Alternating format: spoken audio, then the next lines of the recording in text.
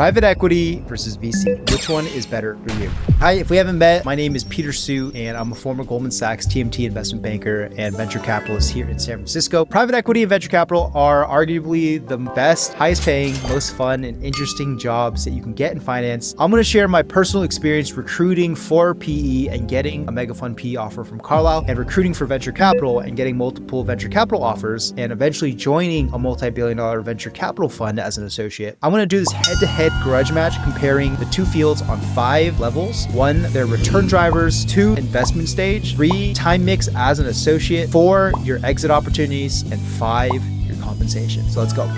1, return drivers. Both private equity and venture capital funds are typically general partnerships where there are just a group of investors that are investing a pool of capital to make more money than what they were given. And who gives them that money is typically a limited partner. Limited partners are these institutional investors, for example, Alaska Pension Fund, California Pension Fund, the Packard Foundation, these huge institutional investors with billions of dollars. They need to make money, so people that have money in that pension fund have more money in the pension fund later. They have to allocate it to really smart investors. They pick these general partners, then have to go and find deals to invest in. At a high level, they're buying low and they're selling high. And that's how they get that profit, so that they make money and that their limited partners make money. Private equity investors and venture capital, they get their returns in different ways. In a nutshell, private equity returns are more about financial engineering and VC is more about thematic investing. Private equity, you're focused more on leverage buyouts. So the investing is more about financial engineering. How do we pay down the debt and grow our equity? How do we grow the revenue, but really how do we cost cut, grow the profit so that ultimately we have the most cash flow possible? That's how we get our returns. Whereas for venture capital, it's more thematic investing, where it's like we're investing in markets, in people. We're growing new industries, new businesses, new products, and you're not focused on cost cutting. You're really focused on the huge big picture and going for a grand slam vision. Private equity funds are typically buying companies using majority debt. So they're borrowing a lot of money to buy these companies. For example, if they bought a company for $100 million,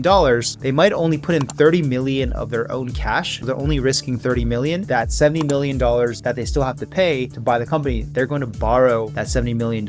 Over time, they've fixed up the company. They've grown the revenue. They've cut a lot of expenses. They use the company's own cash flows to pay down that $70 million debt. After 10 years of holding that investment, now the company's worth much more and they own 100% of the company. Personally, I gravitated more towards the thematic investing and betting on teams and people working on really new, interesting problems that are creating new products, new businesses, new industries. That to me was more exciting than working with traditional industries and really just cost cutting and eking out returns through the cost cutting and taxes, the financial engineering. But I do have a lot of friends in private equity that really enjoy that as well. It really is up to what you enjoy. 2, stage. For private equity, you're dealing with more mature companies. For a company to be able to take on debt, you need stable, recurring cash flow. To have cash flow, you definitely need to be profitable. That means you're going to be more mature, much more late stage company. Private equity companies are typically making a lot of their money, returns through using a lot of debt. Whereas for VC, you're investing in very early stage companies. It could be Mark Zuckerberg and Eduardo at Harvard with an idea. The earliest stage of VC investing, the startups don't have revenue and they're definitely not profitable for a long time. The way they're making their returns generally is from getting in really early. Say Mark Zuckerberg was still at Harvard and you could cut him a check for $3 million.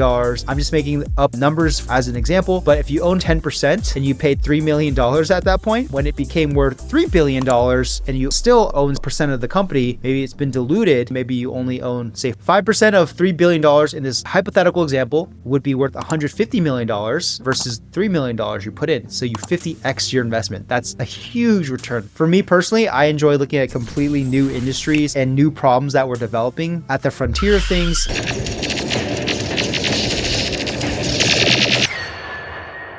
Investing in the most interesting people solving those problems. Again, they're creating new products, new businesses, new industries. Whereas private equity is a very mature, late stage company where they're profitable. It's very stable, very boring in that sense. But if you know how to cut costs, grow the revenue, pay down the debt, you can make a lot of returns that way too. 3, time mix. As an associate in both PE and VC, you're typically doing a mix of these 3 types of work: sourcing, due diligence, and portfolio company work. Your time mix is going to depend. If you're in PE, PE if you're in VC, and at different funds. You could be in PE, and one company you might be only sourcing, you're dialing for dollars, you're looking for investments, you're cold calling all these companies to see if they're good, if they're open to investment, you're sending out emails, you're going to conferences. That's most of your job. That could be Summit Partners, a TA associates model where it's heavily on sourcing and you're not doing as much modeling. It's really about mapping out the market and knowing everybody and then finding an investment before all the other funds find those investments. Or there are PE funds where the senior people are actually the ones sourcing and bringing in the deals, and you're focused on due diligence, deal execution, where you're evaluating the business, the model, you're doing all the customer checks, being on the phone with customers to verify the revenue, verify the sales pipeline, doing all the reference checks, verifying the model assumptions, doing all the valuation, looking at all the competition, really verifying if this is a good deal or not. For venture capital, the mix between sourcing, diligence, and portfolio company work will depend on the fund you're at. Some funds it's heavy diligence. For example, when I was a VC associate, the fund I was at, sourcing was a nice to do, but the main expectation was that we were there to help with the deal execution and the due diligence. A big part of my job was looking at all these investments that my partners were seeing and being a filter for them and only passing on the best ones to my partners. From there, I would lead the due diligence on the product, on the team, on the valuation, the forecast, the market sizing, the customer checks, the reference checks, all that. I would write the investment memo, answer any questions other partners had about the deal. Eventually, we would present our findings to the whole investment committee. We would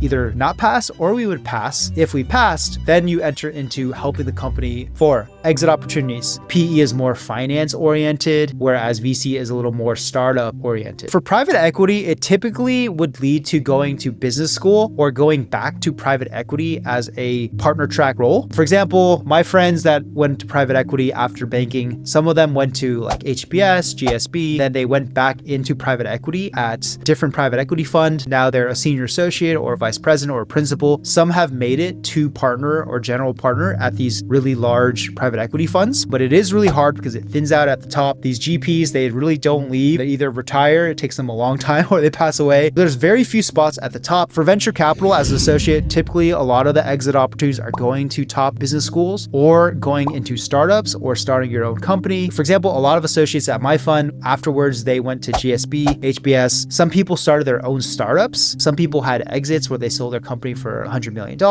I went on to become a singer-songwriter. Some people stayed in venture capital and became GP at the fund. Some people went to hedge funds. 5, compensation. These days, as a PE associate, for all-in comp, including your base salary and bonus, you could be making anywhere from around $250,000 to $500,000. The bigger your fund is, the more AUM you have, the more they can charge management fees. They usually charge, say, 2% of all the assets they're managing from the LP. For example, if a fund is managing $1 billion, then every year they charge 2%. They charge $20 million, and a part of that $20 million is used to pay the staff, like the associates. So the more AUM you have, the more you can pay your associates. For a VC associate, you could be making anywhere from, say, $150,000 to $300,000, and it typically goes up with the AUM and how your fund's been performing. Generally, PE bonuses are going to be a bigger chunk of your base salary, whereas for VC, the bonus is typically a smaller percentage of your base salary. Personally, when I got the Carlyle offer back then, it was like a $300,000 plus offer. I ended up turning that down and eventually became a venture capitalist. And if you're interested in my thought process and why, let me know in the comments below. I can make another video about it. But overall, the thought process was I want to do something that's more interesting personally. For me, getting returns out of financial engineering versus thematic investing in people, new products, new businesses, new technologies, that was way more exciting. And if I was going to take a slight pay cut, but still be paid quite well, I would definitely take VC all day long. Let me know in the comments, what are you more interested in, private equity, VC, and why? Do you have any concerns about either industry? If you're looking to improve your resume, whether it's for banking or VC, definitely check out my Goldman Sachs resume template video. I include a free template here. If you want to learn about my experience in investment banking, the pros and the cons, check out this video. If you want to go deeper and learn my exact structure process for how I got the offers from Goldman and 8 bulge bracket banks, definitely check out my investment banking bootcamp in the link below. Love yourself,